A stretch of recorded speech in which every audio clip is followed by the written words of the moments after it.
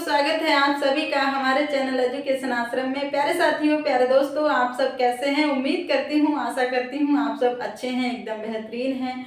सभी साथी, सभी दोस्त अच्छे से पढ़ाई कर रहे होंगे। प्यारे साथियों, आज का जो हमारा टॉपिक है वो है क्रिया के भेद। आज हम इस क्लास के माध्यम से सीखेंगे। इस टॉपिक से एग्जाम में अधिकतर क्वेश्चन बनते हैं। प्यारे साथियों, हर एग्जाम के लिए ये क्लास बहुत ही इम्पोर्टेंट है। सभी साथी, सभी दोस्त ध्यान पूर्वक सीखेंगे, बने रहेंगे सभी साथी, सभी दोस्त क्लास के अंत तक। चलिए बिना देरी करते हुए क्लास को स्टार्ट करते हैं। क्रिया तथा इसके भेद। ठीक है, पहले हम जान लेते हैं कि क्रिया किसे कहते हैं। क्रिया का अर्थ क्या होता है? प्यारे साथियों, क्रिया का अर्थ होता है किसी कार्य का करना या होना पाया जाए। ठीक है, किसी कार्य का करना या होना पाया जाए तो उसे हम क्या कहते हैं? क्रिया कहते हैं। ठीक है, क्रिया का अर्थ होता है किसी कार्य का करना या होना पाया जाए। ठीक है, चलिए रचना के आगे हम सीखेंगे रचना या कर्म के आधार पर। ठीक है, रचना या कर्म के आधार पर क्रिया के कितने भेद होते हैं? रचना या कर्म के आधार पर क्रिया के दो भेद होते हैं। पहला होता है अकर्मक क्रिया, दूसरा होता है सकर्मक क्रिया। प्यारे साथियों, रचना या कर्म के आधार पर क्रिया के दो भेद होते हैं। पहला है अकर्मक क्रिया, दूसरा है सकर्मक क्रिया। और सकर्मक क्रिया के भी दो भेद हो जाते हैं। ठीक है, सकर्मक क्रिया के भी दो भेद हो जाते हैं। पहला है एक कर्मक क्रिया, दूसरा है दो कर्मक क्रिया। ठीक है, चलिए अब हम सीखते हैं। हमारे साथी विस्तार से आगे सीखेंगे। पहले हम यहाँ पे सीख लेते हैं। ठीक है, इसके बाद में इस अकर्मक क्रिया और सकर्मक क्रिया को हम आगे विस्तार से सीखेंगे। ठीक है, तो सकर्मक क्रिया के भी दो भेद हो जाते हैं, एक कर्मक क्रिया और दो कर्मक क्रिया। और प्रयोग के आधार पर क्रियाएं कितनी होती हैं? प्यारे साथी ध्यान रखेंगे, प्रयोग के आधार पर जो क्रियाएं होती हैं वो कितनी होती हैं? 8 होती हैं। ठीक है, कौन कौन सी होती हैं ये सभी साथी जान लेंगे। पहला है संयुक्त क्रिया, दूसरा है नाम धातु क्रिया, तीसरा है प्रेरणार्थक क्रिया और चौथा है पूर्वकालिक क्रिया, पांचवा है सहायक क्रिया, छठा है कृदंत क्रिया और सातवां है सामान्य क्रिया, आठवां है सजातीय क्रिया। प्यारे साथियों, प्रयोग के आधार पर 8 क्रियाएं होती हैं। इन क्रियाओं के विस्तार से हम आगे सीखेंगे। सभी साथी, सभी दोस्त ध्यानपूर्वक सीखेंगे। प्यारे साथियों, प्यारे दोस्तों, चलिए अब हम क्रिया की परिभाषा सीख लेंगे। परिभाषा, ठीक है, परिभाषा क्या है? यह एक विकारी शब्द है। क्रिया कैसा शब्द है? यह एक विकारी शब्द है। विकारी शब्द है जिस शब्द से किसी कार्य का करना या होना पाया जाए उसे क्रिया कहते हैं। ठीक है, क्या है? किसी कार्य का जिस शब्द से, ठीक है, जिस शब्द से किसी कार्य का करना या होना पाया जाए उसे क्रिया कहते हैं। ठीक है, ये क्रिया की परिभाषा है। जैसे पहले साथी देखेंगे, जैसे क्रिया कौन कौन सी होती हैं? जैसे पढ़ना। ठीक है, क्या है? पढ़ना, पढ़ना, पढ़ना, लिखना,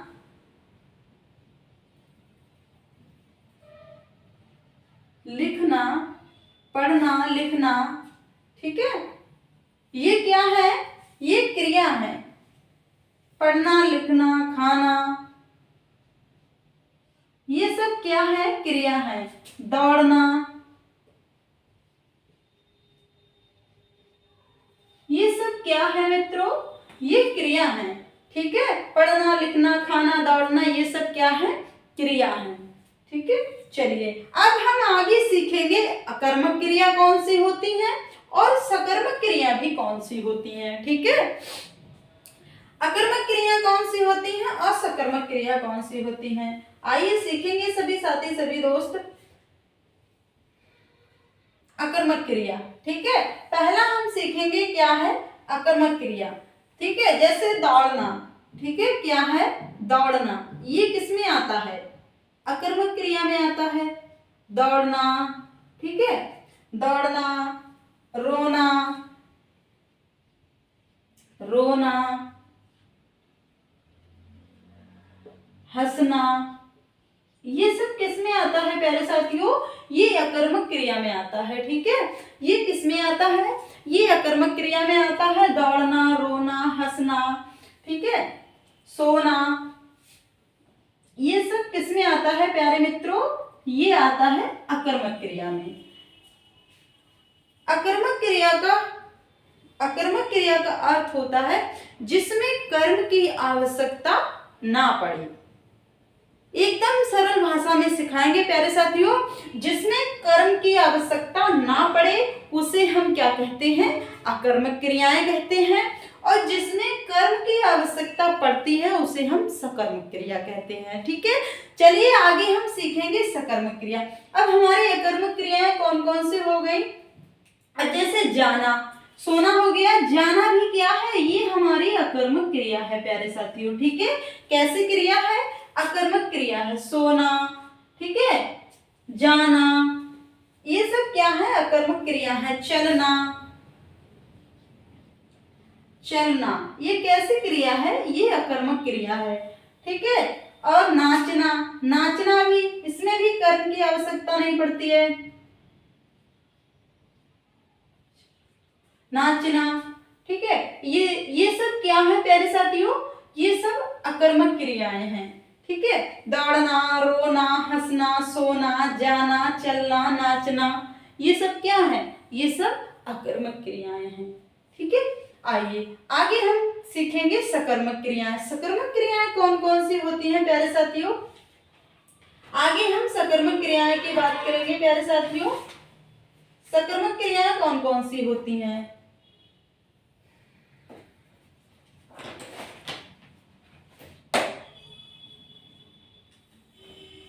यहां तक समझ में आया प्यारे साथियों? यहां तक समझ में आया प्यारे साथियों? चलिए चलिए आगे हम सीखेंगे सकर्मक क्रियाएं। ठीक है, सकर्मक क्रियाएं कौन कौन सी होती हैं? जैसे देखेंगे, यहाँ तो बीच नहीं है, नीचे लिखते हैं। ठीक है, चलिए इसे थोड़ा नीचे कर देते हैं।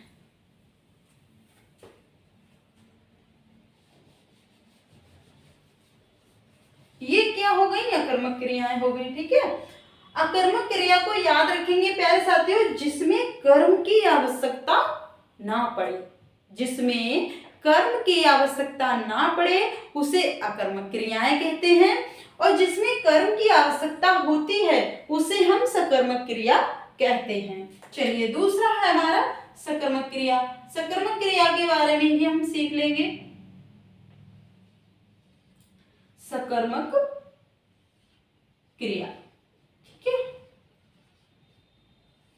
अब आगे सीखेंगे सकर्मक क्रिया। सकर्मक क्रिया जैसे खाना पीना। ठीक है, अब जैसे खाना, इसमें कर्म की आवश्यकता पड़ रही है। खाना, ठीक है, और पीना, खाना पीना, ठीक है, खाना पीना, तोड़ना,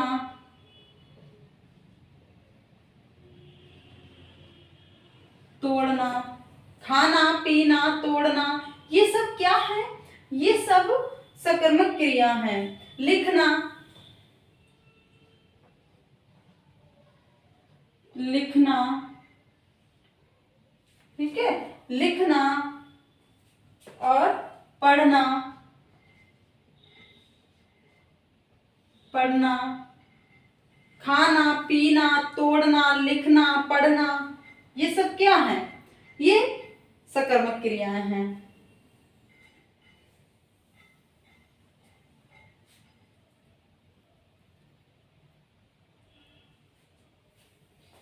यहां तक समझ में आया प्यारे साथियों? सकर्मक क्रियाएं खाना पीना तोड़ना लिखना पढ़ना और ये सब क्या है प्यारे साथियों?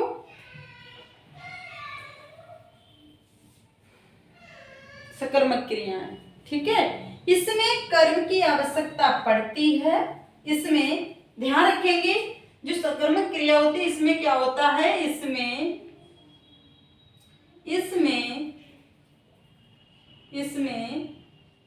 कर्म की आवश्यकता पड़ती है। ठीक है, किसकी आवश्यकता पड़ती है, कर्म की।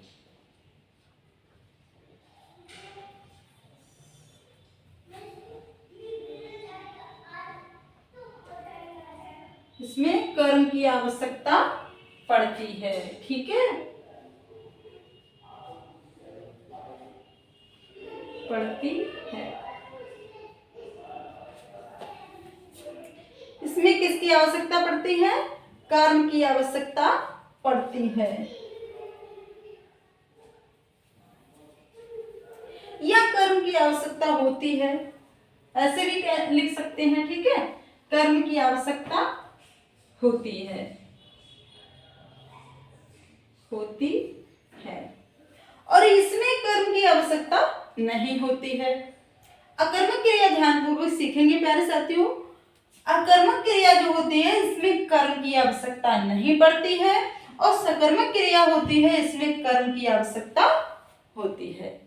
सकर्मक क्रियाएं कौन कौन सी होती है, एक बार फिर से देख लेंगे प्यारे साथी। खाना, पीना, दौड़ना, लिखना, पढ़ना, ये सब क्या है, तोड़ना, ये सब क्या है, सकर्मक क्रिया है। और अकर्मक क्रियाएं कौन सी होती हैं, दौड़ना, रोना, हंसना, सोना, जाना, चलना, नाचना, ये इसमें कर्म की आवश्यकता नहीं पड़ती है ना साथियों, और इसमें कर्म की आवश्यकता होती है या पड़ती है। ठीक है, सकर्मक क्रिया में। आगे हम सीखेंगे अकर्मक क्रिया और सकर्मक क्रिया के बारे में आगे सीखेंगे। ठीक है, यहाँ तक समझ में आया प्यारे साथियों, आशा करती हूँ प्यारे साथियों को समझ में आया होगा। वीडियो को लाइक करते रहेंगे प्यारे साथियों। जो साथी हमारे नए हैं वो चैनल को सब्सक्राइब कर लें। इसी तरह से एजुकेशन से रिलेटेड हर वीडियो में लाती रहूंगी प्यारे साथियों।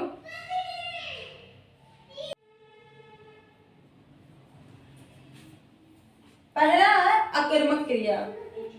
अकर्मक क्रिया जिस क्रिया का प्रभाव केवल कर्ता पर ही पड़ता हो उसे अकर्मक क्रिया कहते हैं। अकर्मक क्रिया जिस क्रिया का प्रभाव, ठीक है, जिस क्रिया का प्रभाव केवल कर्ता पर ही पड़ता हो उसे अकर्मक क्रिया कहते हैं। उसे क्या कहते हैं, उसे अकर्मक क्रिया कहते हैं। जैसे जहां, क्या, या किससे, किसे, या किसको इत्यादि प्रश्न से उत्तर ना मिले तो वहां अकर्मक क्रिया होगी। ठीक है, जैसे बच्चा रोता है, जैसे बच्चा रोता है, मोहन सोता है,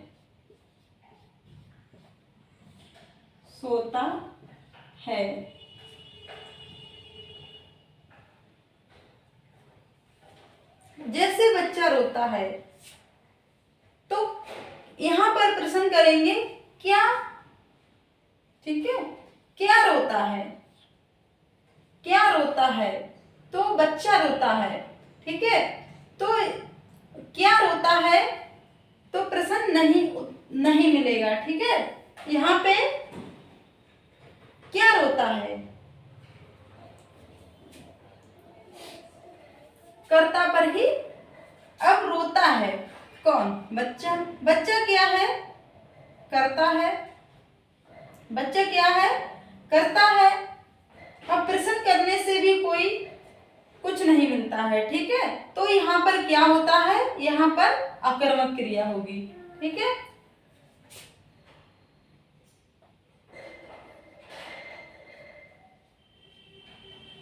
मोहन सोता है, क्या सोता है। ठीक है, प्रश्न करेंगे क्या सोता है, तो क्या सोता है, ये मोहन क्या है, ये करता है। ठीक है, मोहन क्या है, करता है, और कर्म नहीं है। ठीक है, इसमें कर्म नहीं है। सोता है क्या क्रिया है, सोता क्या है, ये क्रिया है। ये मोहन करता है तो क्या कर्म नहीं है इसमें, ठीक है। तो क्या सोता है, कुछ भी नहीं। जिस क्रिया का प्रभाव केवल कर्ता पर ही पड़ता हो, तो इस पर कर्ता पर प्रभाव पड़ रहा है। सोता है, मोहन सोता है तो कर्ता पर प्रभाव पड़ रहा है, उसे वहां पर क्या होता है, अकर्मक क्रिया होती है। यहां तक समझ में आया प्यारे साथियों? चलिए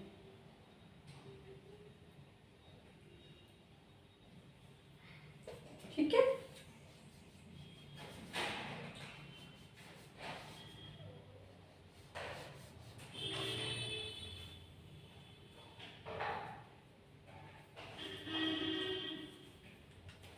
आगे देखेंगे सकर्मक क्रिया। दूसरा देखेंगे साथियों सकर्मक क्रिया, ठीक है। क्या है सकर्मक क्रिया? जिस क्रिया का प्रभाव कर्ता को, ठीक है, जिस क्रिया का प्रभाव कर्ता को छोड़कर कर्म पर पड़ता है। किस पर पड़ता है? कर्म पर पड़ता है। तो वहां पर क्या होता है, सकर्मक क्रिया होती है, ठीक है। जैसे जहां क्या, ठीक है, जहां क्या जिससे, किससे, किसको इत्यादि प्रश्न से उत्तर मिले तो वहां सकर्मक क्रिया होगी, ठीक है। जहां क्या किससे किसको इत्यादि प्रश्न से उत्तर मिले तो वहां सकर्मक क्रिया होगी, और जहां क्या किससे किसको इत्यादि प्रश्न से उत्तर ना मिले तो वहां अकर्मक क्रिया होती है, ठीक है।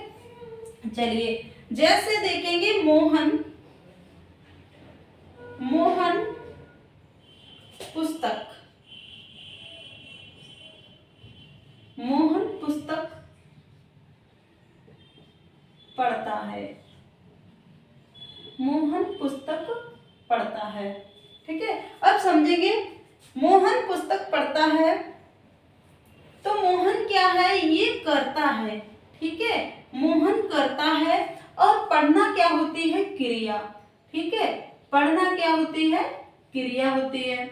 और पुस्तक क्या है, पुस्तक कर्म है, पुस्तक क्या है, कर्म है। तो मोहन, अब इसने कहा है कि जिस क्रिया का प्रभाव, ठीक है, जिस क्रिया का प्रभाव कर्ता को छोड़कर, कर्ता इसे छोड़ दो, ठीक है, कर्ता को छोड़कर कर्म पर पड़ता है। किस पर पड़ता है, कर्म पर पड़ता है। क्रिया का जो प्रभाव है वो किस पर पड़ता है, कर्म पर पड़ता है। तो वहां पर क्या होता है, सकर्मक क्रिया होती है, ठीक है। तो मोहन क्या पढ़ता है, यहाँ पर प्रश्न करेंगे मोहन क्या पढ़ता है, क्या पढ़ता है। तो मोहन क्या पढ़ता है, इसमें प्रश्न करने से उत्तर मिल रहा है कि मोहन क्या पढ़ता है, मोहन पुस्तक पढ़ता है, ठीक है। क्या पढ़ता है, मोहन पुस्तक पढ़ता है।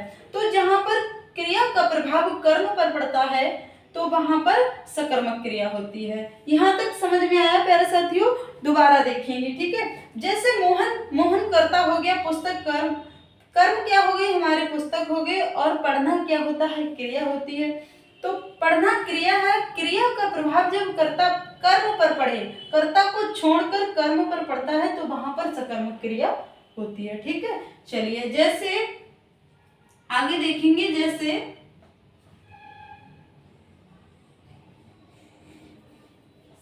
शीला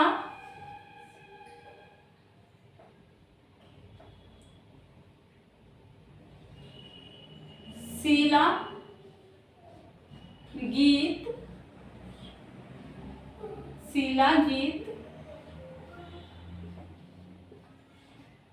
गाती है, ठीक है। शीला गीत गाती है। तो शीला क्या है, शीला क्या है, करता है। शीला क्या है, करता है, और गाना क्या होता है, क्रिया होती है, ठीक है। तो गाना क्या होता है, क्रिया होती है, और गीत ये हमारा कर्म हो गया, ठीक है। तो कर्ता का प्रभाव जब, क्रिया का प्रभाव जब कर्म पर पड़ता, अब जैसे ये गाना क्रिया हो गई और ये हमारा कर्म हो गया, तो शीला गाती है। तो यहाँ पे प्रश्न करें करेंगे शीला गाती है। तो शीला क्या गाती है? शीला क्या गाती है? तो निकल के आएगा गीत गाती है। ठीक है, क्या मिला है? क्या क्या गाती है? गीत गाती है। ठीक है, क्या गाती है? गीत गाती है।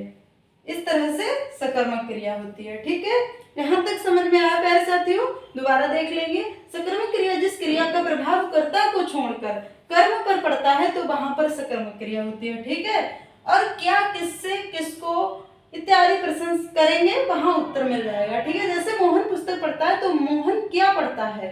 ठीक है, मोहन क्या पढ़ता है? तो निकल के आएगा मोहन पुस्तक पढ़ता है। ठीक है, और शीला गीत गाती है। तो शीला क्या गाती है? शीला क्या गाती है? तो उत्तर मिलेगा कि गीत गाती है। ठीक है, इस तरह से सकर्मक क्रिया होती है। यहाँ तक प्यारे साथियों समझ में आया? चलिए आगे के जो टॉपिक बचे हैं, जो भेद बचे हैं क्रिया के, वो मैं अगली क्लास में पढ़ाऊंगी। आज की क्लास प्यारे साथियों मैं यहीं पे समाप्त करती हूँ। मिलूंगी नेक्स्ट वीडियो में नए टॉपिक के साथ। तब तक के लिए जय हिंद, जय भारत।